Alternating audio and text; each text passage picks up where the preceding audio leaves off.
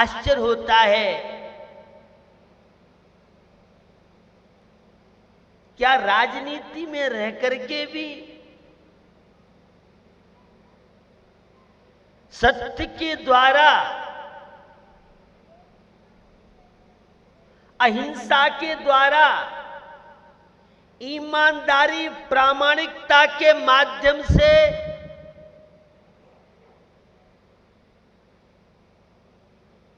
आदर्श में जीवन व्यतीत किया जा सकता है क्या? एक बार नौजवानों ने ठान ली, आज तो हम मां से अपनी जिज्ञासा का समाधान करेंगे। और पूछा, मां क्या बात है? आप सब, आपके लिए तो हम संतान सदृश हैं, आप शास्त्री जी का भोजन अलग बनाती हो और हमारा भोजन अलग बनाती हो, ऐसा भेदभाव क्यों?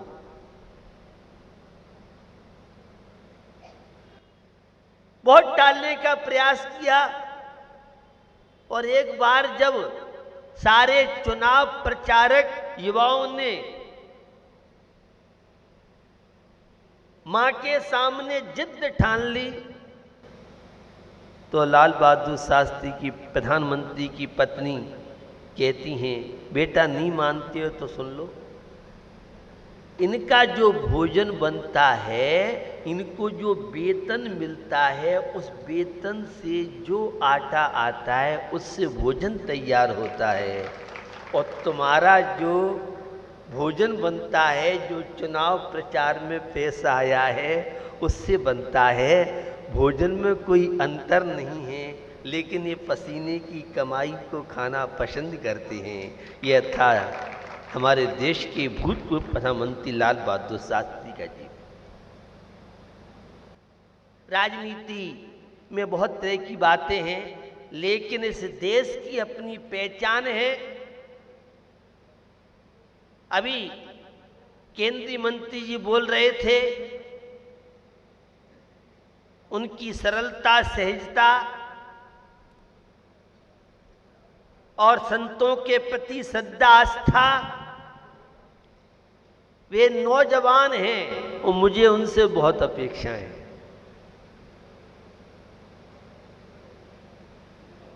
और हम लोगों की ये भावना है, ये आगरा एक आदर्श नगर बन करके केवल उत्तर प्रदेश को नहीं, भारत को नहीं, एक विश्व के सामने आगरा को आदर्श नगर के रूप से विश्व जाने, ये हमें सांसद जी से अपेक्षा है। उनसे मुझे अपेक्षा है,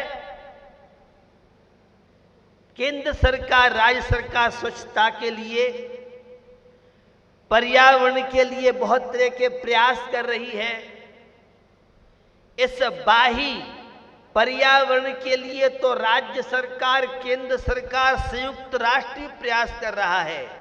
मर्यादा पुरुषोत्तम श्री राम और सीता की चर्चा नहीं, घर घर में सीता और राम बन करके, वैसे उन्होंने स्वयं अपने वक्तव्य में कहा है, हम लोग चाहते हैं इस वर्षा योग में एक नई चेतना युवा पीढ़ी के अंदर आए,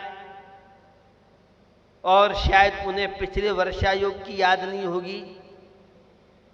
2002 का वर्षा हुआ और यहाँ राष्ट्रीय और अंतर्राष्ट्रीय और विशेष एक छोटा सा प्रोग्राम रखा था, जिसमें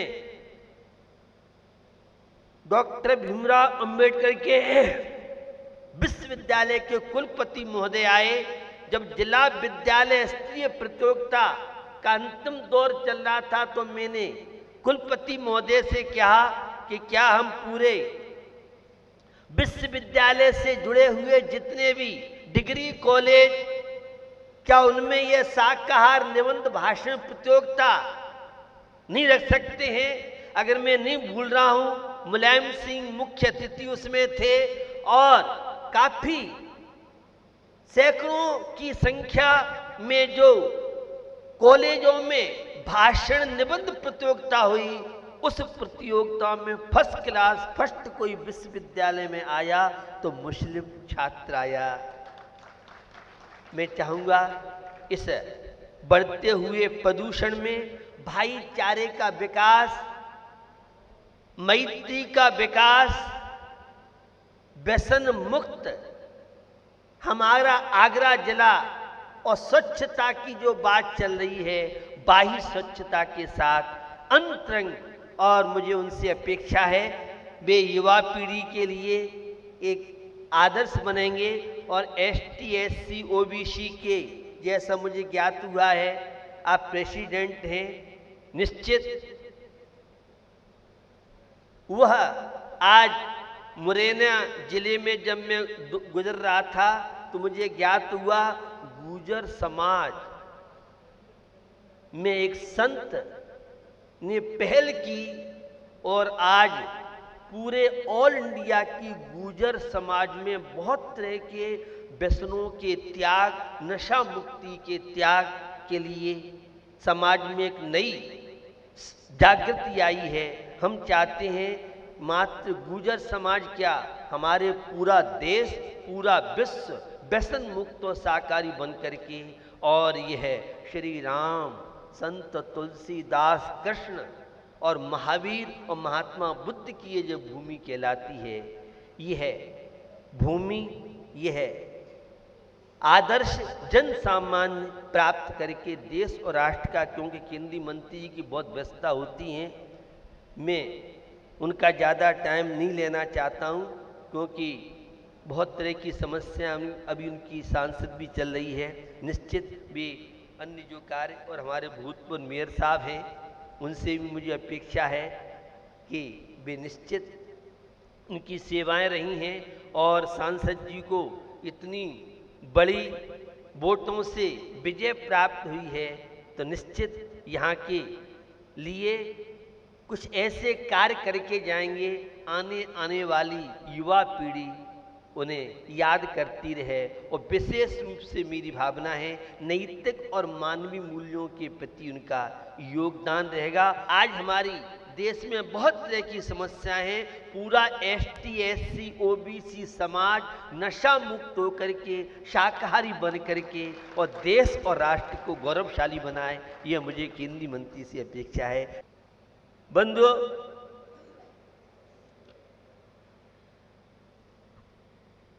उनका इस गौरवशाली भारतीय संस्कृति में बहुत बड़ा योगदान रहा है। मुझे ध्यान नहीं है, मैंने शायद वो चर्चा यहां की या नहीं की हो, लेकिन पुनरावृत्ति हो सकती है उसकी। मैं बेंगलोर में था, एक जर्मनी महिला ने मुझे इंग्लिश ट्रांसलेशन रत्नकंड श्रावकाचार्य की पुस्तक सौंपते हुए कहा, संत जी हमने छोटा सा प्रयास किया है, अगर कोई इसमें गलती रह गई हो तो आप हमारा मार्गदर्शन करें। मैं जर्मन की बात कर रहा हूँ, जर्मन की एक दार्शनिक महिला की बात आपसे कर रहा हूं। जापान के लोग भी इसमें थे, कुछ अफ्रीका और विभिन्न देशों के लोग भी थे। मुझे आश्चर्य हुआ, एक जर्मन की महिला और आचार्य समंत भद्र स्वामी की कृति का अंग्रेजी ट्रांसलेशन करके पूरे विश्व के प्राणियों के हाथों में पहुंचाने का उसका एक प्रयास, और आपके यहां रत्नगण साहब का आचार्य की बड़ी महत्ता मानी जाती है। मेरा बड़ा गांव प्रवास था, एक कैंसर के स्पेशलिस्ट चिकित्सक आए थे और मैंने कहा डॉक्टर साहब कैंसर की बीमारी के लिए क्या पहले से कोई मानसिकता तैयारी नहीं हो सकती है? तो उन्होंने कहा अगर जैन धर्म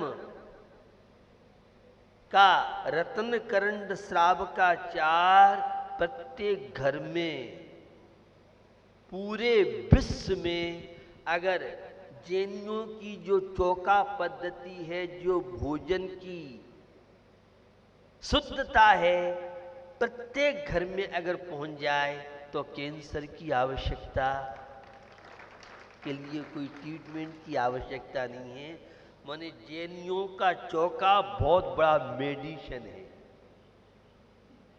यह एक कैंसर हॉस्पिटल के बहुत बड़े डॉक्टर की बात आपको बताना चाह रहा हूं।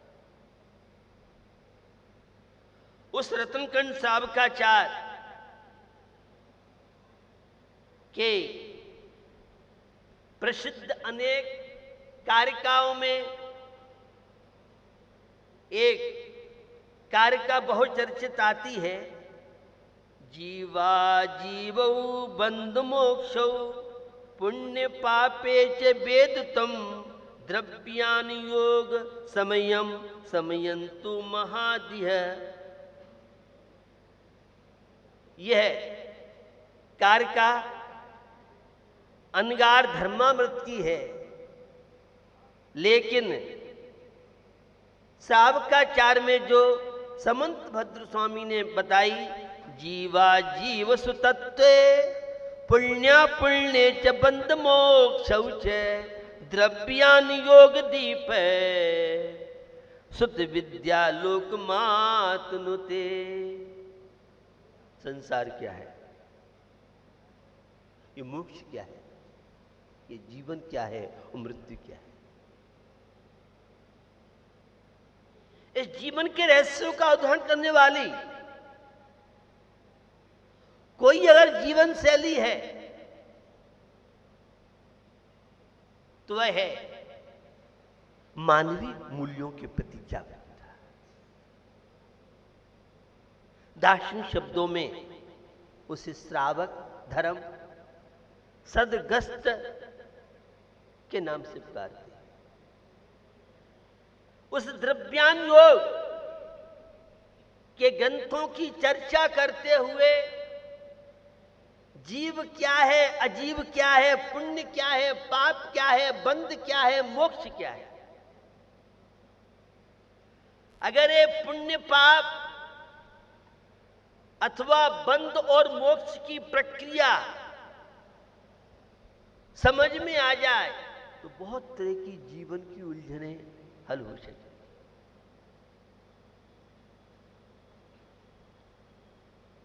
ये बंध और विशेष रूप से अशुभ कर्म का बंध, पाप कर्म का बंध। कैसे हम पाप कर्म से छुटकारा प्राप्त कर सकते हैं, ये हमारा अशांति का जीवन शांति में कैसे बदल सकता है। बड़ा उपकार किया है हमारे संत महात्माओं ने, हमारे आचार्यों ने और तीर्थंकर भगवंतों ने।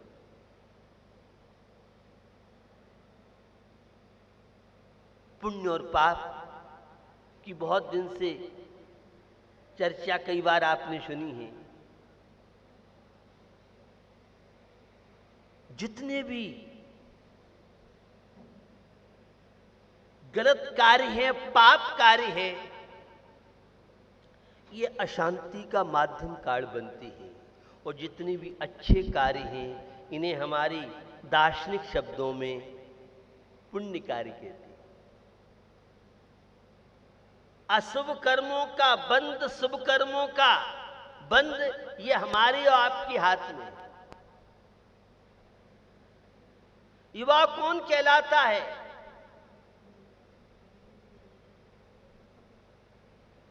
जो अपने जीवन में सदाचारी हो, अच्छे कार्यों के प्रति जिसके जीवन में उत्साह हो, जो हमेशा स्वस्थ रहता हुआ परिवार को स्वस्थ बना सके, वो युवा कहलाता है। युवा कौन कहलाता है? जिसके जीवन में कोई नशा नहीं, जिसके जीवन में प्रमाद नहीं, आलस नहीं, जो अपने माता पिता की सेवा, परिवार की सेवा, समाज और देश का उत्थान और पाप कार्यों से ऊपर उठ करके सत्कार्यों में निरंतर लगा रहता है, वह युवा कहलाता है। और जिसके जीवन में नशा, जिसका जीवन कर्तव्य विमुख, जिसके जीवन में यह भावना रहती है मैं अपने पिताजी की कमाई से ही जीवन व्यतीत करता रहूं, ऐसे लोग युवा नहीं, वे बुढ़े कहलाते हैं। और जो अपनी भुजाओं से पुरुषार्थ करके भाग्य का निर्माण, परिवार का निर्माण, समाज का निर्माण, शांति का निर्माण करते हैं, वे युवा और युवती कहलाने के अधिकारी होते हैं। सुविधा भोगी बुढ़ा बुढ़िया कहलाता है, और सुविधाओं से ऊपर उठ करके जो परिश्रम करता है वह युवा और युवती कहलाता है। 80 वर्ष के नौजवान और 15-20 वर्ष के बुढ़ा बुढ़िया, आपके समझ में शायद कम आएगा। अश्लीलता, कामुकता की ज्वाला में जलने वाले, भौतिक आविष्कारों का दुरुपयोग करने वाले, यह सद्कार्यों से निरंतर दूरी बनाए रखते हैं, वे तो बुढ़े बनने की तैयारी करते रहते हैं। और जिनके जीवन में धार्मिक संस्कार है, अपने आचार और विचार के प्रति जागरूक है, कुछ कर गुजरने की भावना जिन युवा युवतियों के जीवन में है, खाली अमुक ऐसा करती हैं, समाज ऐसा है, वो ऐसा है, ये ऐसा है, ये तो बुढ़े बनने की तैयारी है।